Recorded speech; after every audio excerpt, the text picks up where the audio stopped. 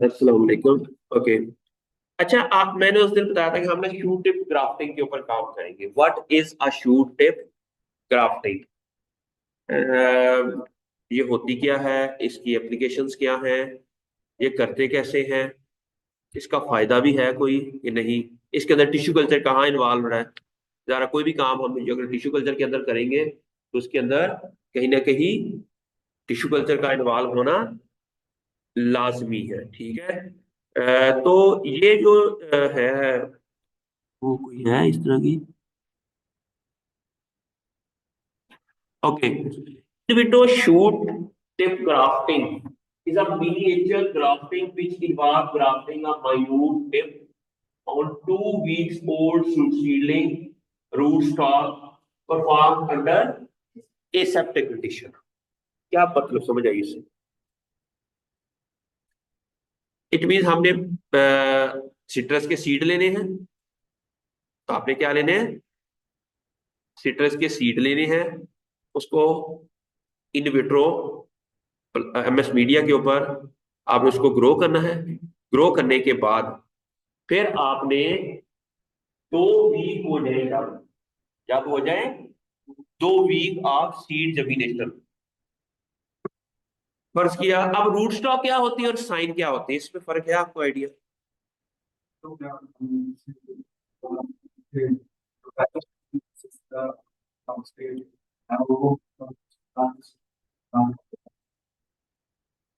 Sign क्या होती है? अच्छा, अब हम नॉर्मली रूट स्टॉक और साइन ये होता है। रूट स्टॉक होता है वो प्लांट का पार्ट जो जिसके साथ रूट लगी होती है, रूट रूट स्टॉक।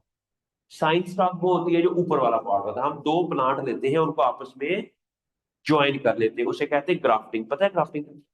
ग्राफ्टिंग के अंदर क्या करते हैं कि हम ये वाला पार्ट और ऊपर वाले दो डिफरेंट प्लांट को क्या कर देते हैं, ज्वाइन कर देते हैं।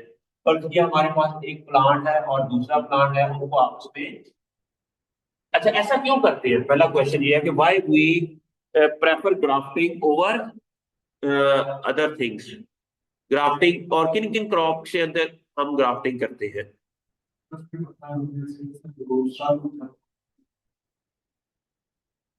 नॉर्मली हम जो पुराने जमाने में यही कहा जाता था कि हम ना ग्राफ्टिंग नॉर्मली फ्रूट ट्रीज के अंदर करते हैं। किसके अंदर?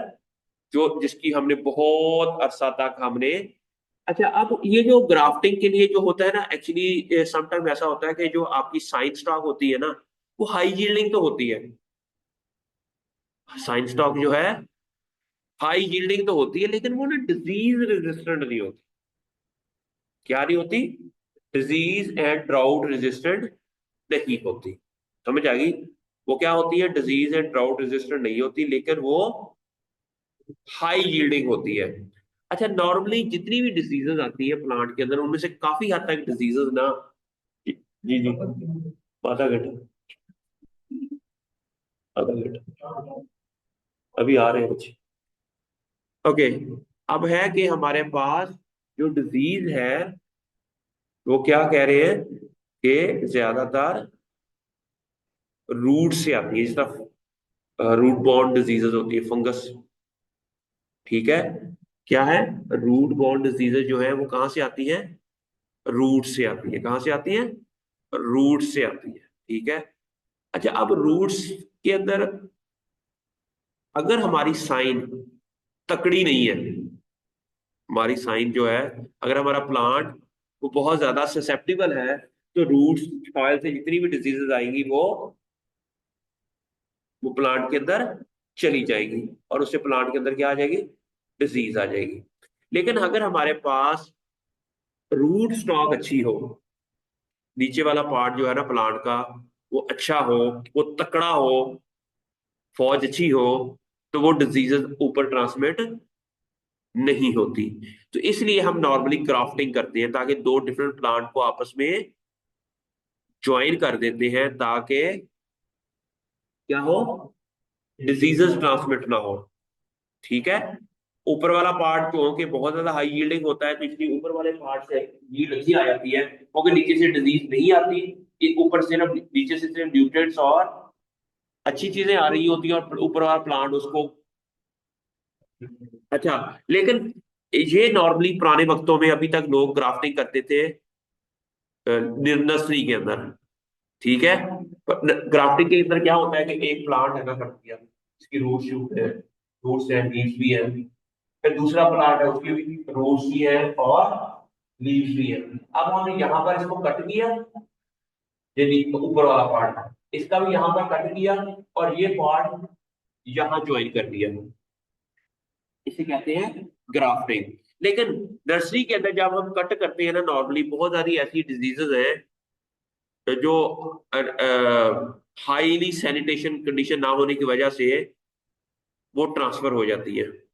ठीक है, एक तो ये होती है जो कि रूट से ट्रांसफर होती है, दूसरी होती है दो दो बैक्टीरियल डिजीज, दो डिजीजेज है जो जो कि क्रोनिक होती है। क्रोनिक किसे कहते हैं? बहुत अरसे बाद तक अफेक्ट करती है। ठीक है, बहुत अरसे बाद तक वो अफेक्ट करती है, लेकिन अक्यूट ये होती है डिजीज आई और खत्म हो गई, वो इतनी नुकसानदेह नहीं होती। जिस तरह हमें बुखार बुखार होता है तो हम ठीक हो जाते हैं।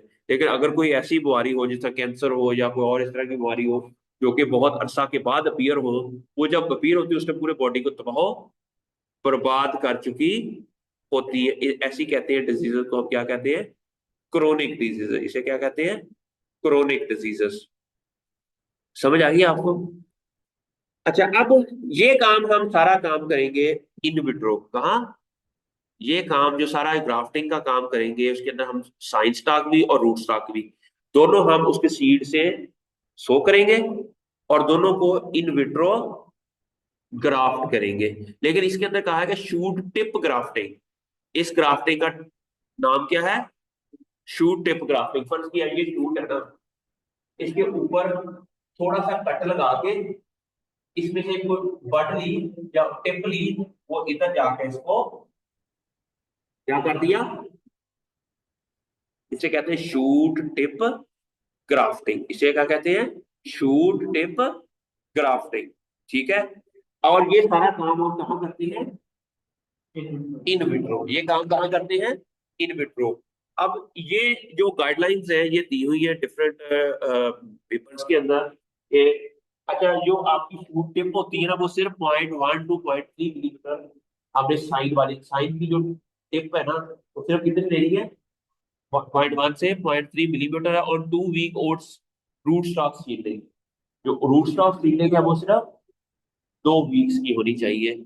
अच्छा, it produce true to type non juvenile disease free plants. अच्छा, अब जुवेनाइल पीरियड किसे कहते हैं?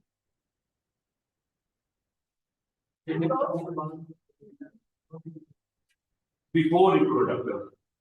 आपकी बात भी ठीक है, आपकी बात भी ठीक है। सीड जर्मिनेशन के बाद से लेकर फ्लावर बड बनने से पहले का जो पार्ट होता है उसे हम क्या कहते हैं? अच्छा, हम तो क्राफ्टिंग से ये भी कर लेते हैं कि हम ना उसमें जुमेराल भी शॉर्ट कर देते हैं। जुमेराल पीरियड भी शॉर्ट हो जाता है क्योंकि हम ऑलरेडी कोई मेच्योर प्लांट से वो ले लेते हैं शूट, जो साइन वाली बात, उसको ऑलरेडी 3-4 साल हुए होते हैं ना, उसी से हम वो ले लेते हैं बट, और उस रूट स्टॉक के ऊपर ग्राफ्ट कर देते हैं। अब उस ऊपर वाली जो पार्ट है उसकी एज ऑलरेडी, उसे जुवेनाइल का जो पीरियड है हो चुका होता है उसका। अच्छा, अब ये कह रहे हैं कि ये non unlike new seller embryony in vitro और इन विवो। अब न्यू सेलर एम्ब्रियोनी क्या होती है इसको ना मैं आपको बाद में बताऊंगा, लेकिन अच्छा, अब इसको बाद में बताते हैं। न्यू सेलर आप अभी आपने कंफ्यूज हो जाना। अच्छा चलो मैं थोड़ा सा बता देता। न्यू सेलर क्या होते हैं? अच्छा, आपने देखा होगा कि जब हम फर्टिलाइजेशन होती है, क्या होती है? ओव्यूल होता है ना, ओव्यूल। इसकी अहमियत क्या होती है? ओव्यूल ऐसे ही है। ये जो ओव्यूल है इसके अंदर यहाँ पर क्या होता है? एग। एग के साथ पॉलन फर्टिलाइज कर देता है। अब यहाँ पर एंडोस्पर्म होता है। ये बाकी जो सेल्स है यहाँ पर, वो न्यू सेलर होते हैं। वो क्या होते हैं? अच्छा, अब जाइगोट का नंबर क्या होता है? 2n। और ये भी सोमैटिक सेल्स होते हैं सारे, ये भी 2n होता है। सम टाइम ऐसा होता है कि इससे भी एम्ब्रियो बन जाता है और इनसे भी एम्ब्रियो बन जाता है। इसकी फर्टिलाइजेशन नहीं हुई, लेकिन है तो ये 2n, है तो ये। अब जो कंडीशन उसको मिल रही है एग्जैक्टली वही सेल दूसरे 2n सेल्स को भी मिल रही है। ठीक है, वो ही ऑक्सीजन साइटोकाइनेट वहां भी सम टाइम ऐसा होता है कि एक ही एम्ब्रियो के अंदर चार पांच, एक ही ओव्यूल के अंदर चार पांच एम्ब्रियो बन जाते हैं। उनमें से एक जाइगोटिक एम्ब्रियो होता है, बाकी न्यू सेलर। ठीक है, अब ऐसे प्लांट सीड से जब प्लांट जर्मिनेट करता है ना, तो हमें बड़ा कंफ्यूजन हो जाती है कि इसमें से जाइगोट वाला कौन सा है। समझ आई? अच्छा, लेकिन जाइगोट के अंदर जेनेटिक रीमिक्सिंग हुई होती है, क्योंकि उसका पॉलन गेन और एग फर्टिलाइज होता है, उसके क्रोमोसोम रिकम्बाइन और डिफरेंट जो है ना प्लांट्स के होते हैं। लेकिन न्यू सेलर के अंदर सेम प्लांट का देर इज नो, इनमें वो पेरेंट टाइप होते हैं, वो एग्जैक्टली पेरेंट की तरह के वो प्लांट वो सीड होते हैं। ठीक है, इसे कहते हैं न्यू सेलर एम्ब्रियोनी। समझ आ गई न्यू सेलर एम्ब्रियोनी की? अच्छा, अब ये क्या है कि non disease free, unlike unlike nucellar embryonic in vitro arm. This technique is prerequisite for cleaning the citrus cultivar collections. Normally कहा जाता है कि ये जो वायरसेस वायरल डिजीज होती है ना, ये बैक्टीरियल डिजीज है जो मैंने कहा है, ये सीड के थ्रू ट्रांसमिट नहीं होती। डिलेक्शन क्या मतलब? सीड के थ्रू ट्रांसफर नहीं होती, ये थ्रू वेजिटेटिव पार्ट ग्राफ्टिंग भी, एक पार्ट से दूसरी फर्ज गया। अब सिट्रस ग्रीनिंग डिजीज है, वो क्या करती है कि वो एक बैक्टीरिया है जिस जो वो डिजीज काज करता है, लेकिन वो बैक्टीरिया एक प्लांट से दूसरे प्लांट तक कैसे जाता है? एक इंसेक्ट वेक्टर के थ्रू। किसके थ्रू? जिसको हम एशियन सिट्रस सिला कहते हैं। इसको क्या कहते हैं? एशियन सिट्रस सिला या सिलड कहते हैं, एशियन सिट्रस सिलड। ठीक है, और उसकी वजह से वो जो है ना बैक्टीरिया, वो ट्रांसफर हो रहा है एक प्लांट से।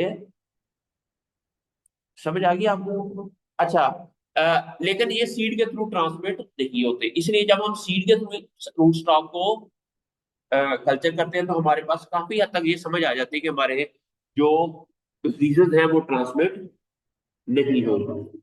जी।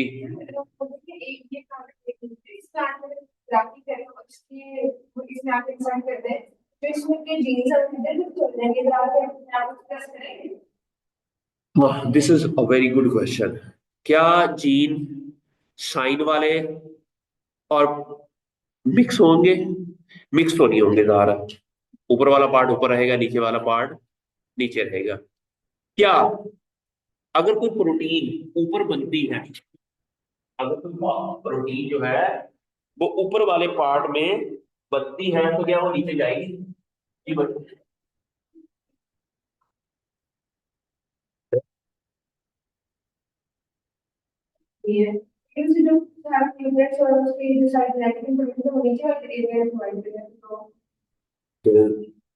Is a possibility. ठीक है, इसलिए तो हम इसको कंपैटिबिलिटी भी कहते हैं। इसको क्या कहते हैं? हमने रूट स्टॉक और साइन की कंपैटिबिलिटी भी इसके अंदर काफी जरूरी है। ये ना हो कि कोई एक ऐसी, जिस तरह ऑक्सीजन मैंने क्या बताया था वो शूट टिप पे बनती है, वो ट्रेवल हो जाती है रूट्स को डेवलप करने में। इस तरह साइटोकाइनल शूट टिप रूट टिप के अंदर बनती है और वो ट्रेवल करती है शूट फॉर्मेशन के अंदर ना। ये भी कंपैटिबिलिटी एग्जैक्टली आपकी, यू आर राइट कि ये भी हमें कंपैटिबिलिटी चाहिए होती है। इसे कहते हैं root stock and scion compatibility. इसलिए हम क्या करते हैं कि बच्चे हमारे पास 10 रूट स्टॉक है ना, और एक ही साइन इन सब के ऊपर हम ग्राफ कर देते हैं, फिर देखते हैं कि जी जी।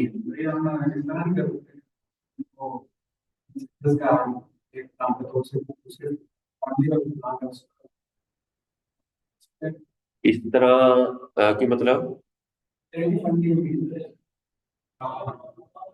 हम कर लेते हैं।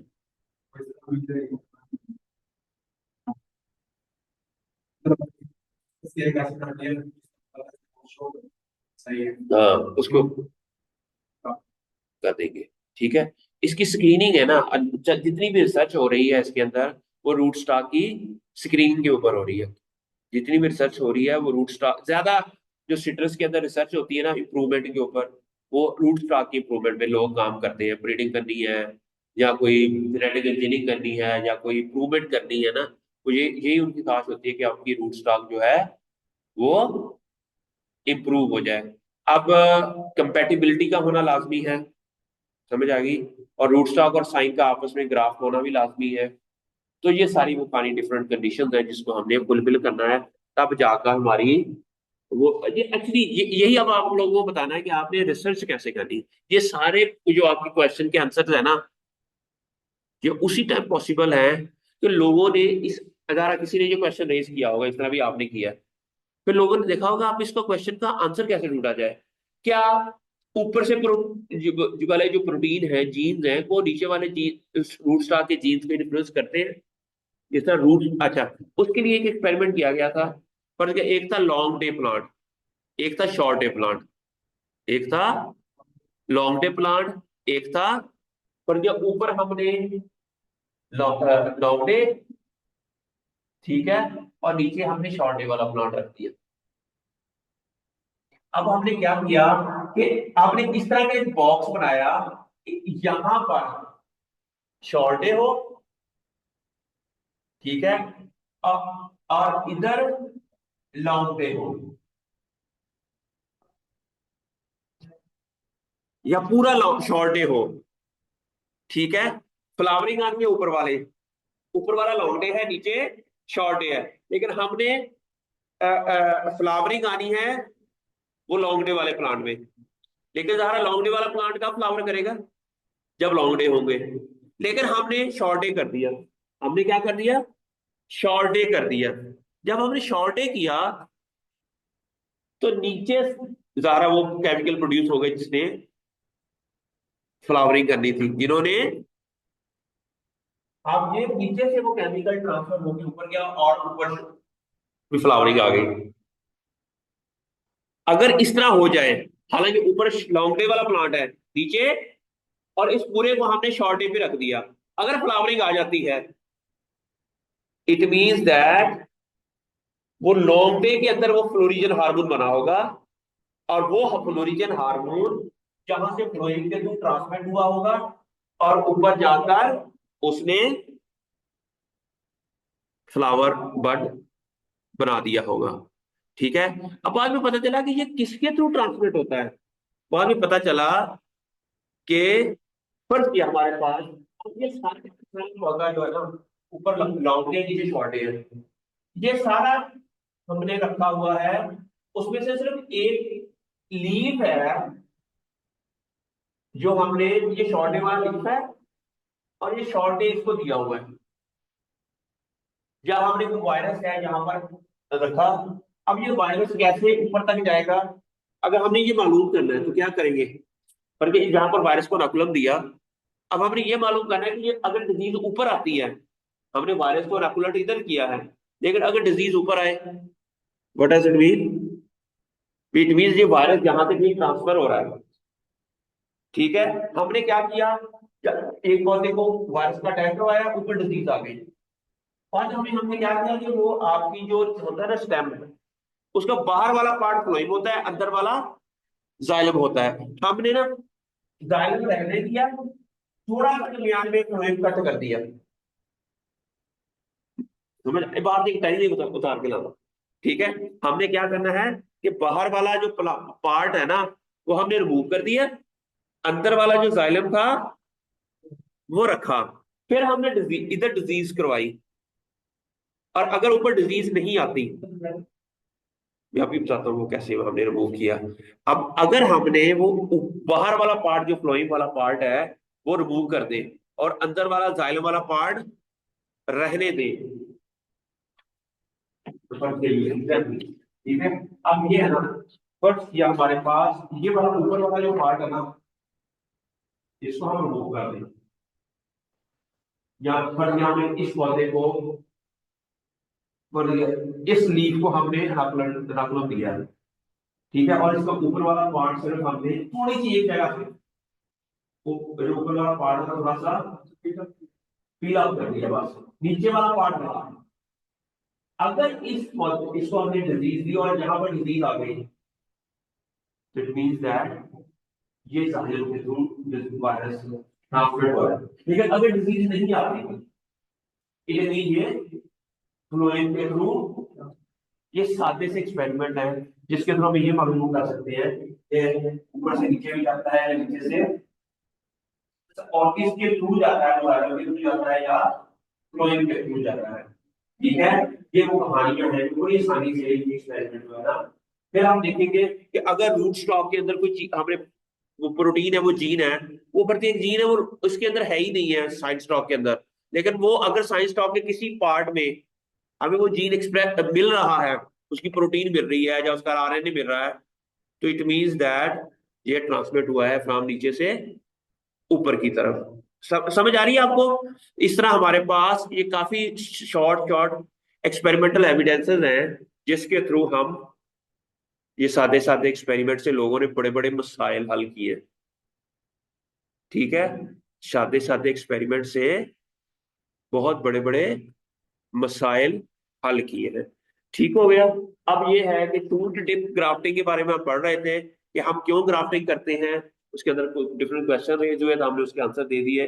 अब शूट टिप ग्राफ्टिंग क्या होता है कि हम रूट स्टॉक के सीड जमीनेट करवाते हैं, 2 वीक ओल्ड सीडलिंग होती है, फिर साइंस स्टॉक के हम जो है ना वो ऊपर हम क्या कर देते हैं, ग्राफ्ट कर देते हैं उसको ना टिप के ऊपर, shoot tip grafting.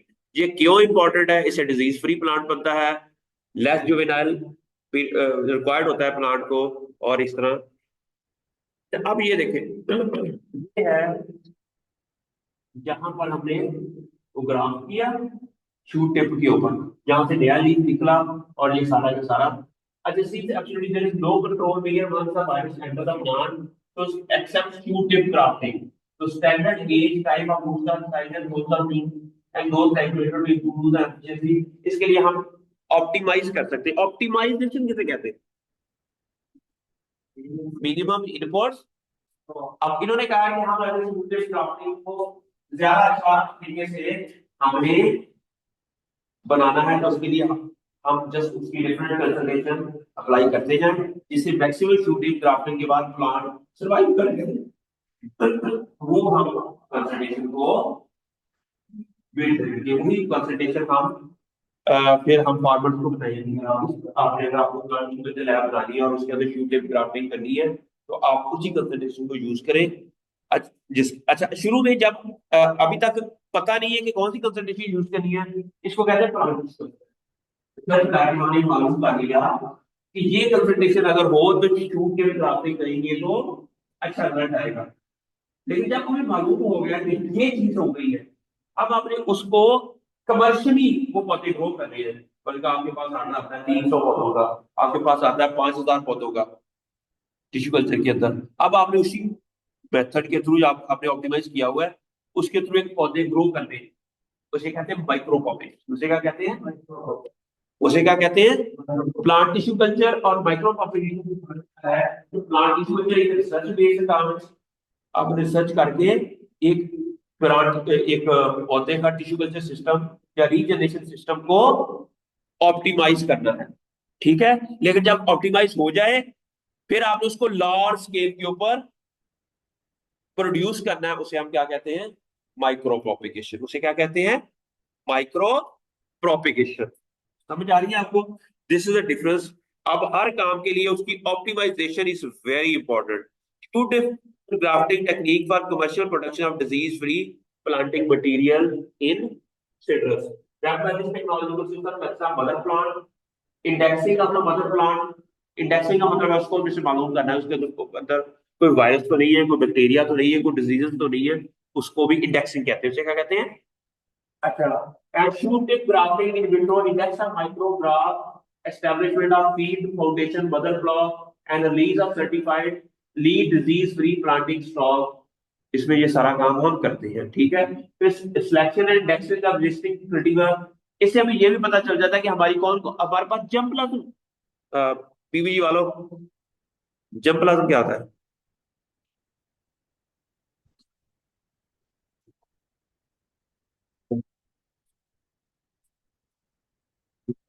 Jump plasm क्या होता है ये आपकी, फिर भी अगर हम कहेंगे citrus germplasm of IAGS, what does it mean? नहीं, जिनोम नहीं, प्लांट्स, प्लांट्स अवेलेबल है हमारे पास और वो लगे हुए हैं हमारे पास, 50 वैरायटीज है सिट्रस की। तो हमारा क्या होगा? सिट्रस जंप प्लाज्म, उसे हम क्या कहेंगे?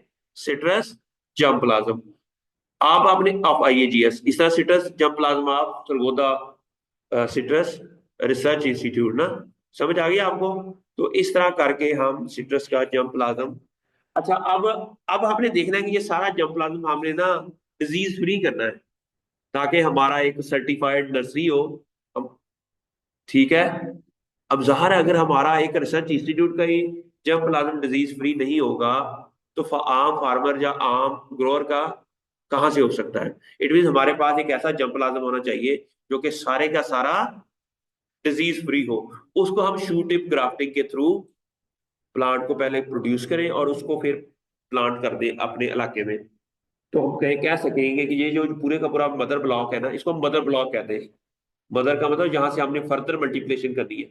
मदर किसे कहते हैं? जहां से आगे तो बच्चे पैदा होते हैं या जो भी है उसे कहते हैं ना। इसी तरह ही हमने एक मदर ब्लॉक बना लिया, और उस वो जो कि डिजीज फ्री है, हाई शील्डिंग है, और जुवेनाइल पीरियड उसका कम है, वो सारी कैरेक्टरिस्टिक्स है, वो फील्ड के अंदर लगा हुआ है, और वो डिजीज फ्री है। वो कैसे प्रोड्यूस कर सकते हैं? शूट टिप ग्राफ्टिंग के थ्रू। अच्छा, दूसरा बात यह है कि अगर हम शूट टिप ग्राफ्टिंग के थ्रू, टिश्यू कल्चर के थ्रू प्लांट, बट कि हम चाहते हैं, आप हैं कैलिफोर्निया में रहते हैं या आप सिंध में रहते हैं, आप चाहते हैं यार मेरे पास ना सिट्रस रिसर्च इंस्टीट्यूट के जितना भी जंप प्लाज्म है ना, वो मेरे पास भी आ जाए। लेकिन अगर हम थ्रू वही प्लांट जो फील्ड के अंदर है वही उठाए और भेज दिए सिंध, उसका नुकसान ये होगा कि अगर उसके अंदर जितनी भी डिजीजेस होंगी ना, वो भी सारी ट्रांसमिट हो जाएगी सिंध में, और सिंध का जंप प्लाज्म, सिंध की सिट्रस इंडस्ट्री तबाह हो सकती है इससे, सिट्रस की। ऐसे ही है ना, है बच्चे? अब अगर हमने यहाँ अमेरिका से कोई शय मंगवानी है, सिट्रस के नया जंप प्लाज्म मंगवाना है, हम क्या करते हैं कि टिश्यू कल्चर के थ्रू उसको इनविट्रो कल्चर करें, और वो डिजीज फ्री बना के उसकी टेस्ट ट्यूब भी भेजते हैं उधर। फिर जहां हम उस टेस्ट ट्यूब से पौधों को मल्टीप्लाई कर लें, तो ये डिजीज फ्री जंप प्लाज्म जो है वो ट्रांसमिट हो जाएगा from one country to another country. ठीक है, इसका फिर ये होगा कि वहां की जो बीमारियां है ना, आपने अक्सर देखा होगा कि अमेरिका ने बैन कर दिया पाकिस्तानी किन्नू को। वजह क्या होती है कि जब हम किन्नू को पोस्ट हार्वेस्ट नहीं अच्छे तरीके से करते, हम उसकी अच्छे तरीके से ट्रीटमेंट नहीं करते, डिजीजेस को कंट्रोल करके नहीं बेचते, तो जब हमारा किन्नू यहाँ से अमेरिका जाएगा, वहां पर सिल्लड़ है वहां पर, ठीक है, वो क्या करेगा कि उस डिजीज को वो ट्रांसमिट कर देगा उस इलाके में। ठीक है, इसलिए पूरी दुनिया में लोग ये करते हैं कि फिर वो कंट्रोल भी नहीं होता एग्जैक्टली। अच्छा, अब यहाँ देखते हैं, यहाँ पर उन्होंने कहा है कि हमने ना only possibilities to obtain virus free plant है, इन्होंने 2,250,000 जैसा लाभ, 3,48,150 सर्टिफाइड हेल्थी प्लांटिंग मटीरियल इन्होंने इंडिया में, ये इंडियन है वेबसाइट ना, इंडियन आर्टिकल है, उन्होंने कहा कि हमने ये कितने प्लांट जो है ना हेल्थी प्लांट मटीरियल यूटिप क्राफ्टिंग के थ्रू हमने भेजे हैं महाराष्ट्र में, गुजरात में। ठीक है, और इससे सर्टिफाइड प्लांट है, और around 800 hectare healthy orchard were raised predominantly in central India. Initial field performance was significantly better, उन्होंने कहा कि उनकी जो फील्ड परफॉर्मेंस से बड़ी अच्छी थी। ठीक है, अच्छा, और उसके बाद इन्होंने इससे पैसा कितना कमाया ये भी नीचे लिखा होगा। ठीक है, और ये लिख रहे हैं इन्होंने क्या कहा कि एक्सटीजी dry healthy plant field transfer shooting planting dry healthy plant due to time, वो जो individual by the sale of टीची प्लांट डीसी प्लांटिंग रेवेन्यू ये कितना है 27,100,000 1 करोड़। इट मीन्स अगर आप लोग अपनी एक नर्सरी बना लें, आप एक टिश्यू कल्चर लैब का आपको पैसा इन्वेस्ट करें, सीख लें, ठीक है, और एक नर्सरी बना लें, और पौधों और फिर लोगों को कहें कि हमसे डिजीज फ्री शूटिप ग्राफ्टिंग प्लांट हम आपको देंगे, तो कितना बेनिफिट हो सकता है। You can get lot of money from single citrus nursery से ना। अदारा जब आप नर्सरी बनाओगे तो सिट्रस के ऊपर अकेला तो ना काम करोगे, you can also have some other plants as well. लेकिन अगर सिंपल सिट्रस के ऊपर भी आप काम करेंगे और साल का चलो 50 1 करोड़ ना भी कमाओ तो 50 लाख भी कमा लिया, तो दैट्स अनफ मनी कि आप 20,000 की जॉब करो। 20,000 की जॉब होगी तो महीने का कितना कमाओगे, साल का 2,40,000। इन्हें 50 लाख रुपया तुम कमा रहे हो, ठीक है। इट मीन जो बिजनेस है वो बिजनेस ज्यादा अच्छा होता है एज कंपेयर टू। समझ आ रही है बच्चों। तो ये प्लांट टिश्यू कल्चर के अंदर आप पेप्सिको वालों ने ये टिश्यू कल्चर लैब बनाई हुई है, वो चीजें सारी। It means that this is a very good way of. अच्छा, अब ये है कि बाकी फिर नेक्स्ट पढ़ लें, ठीक है।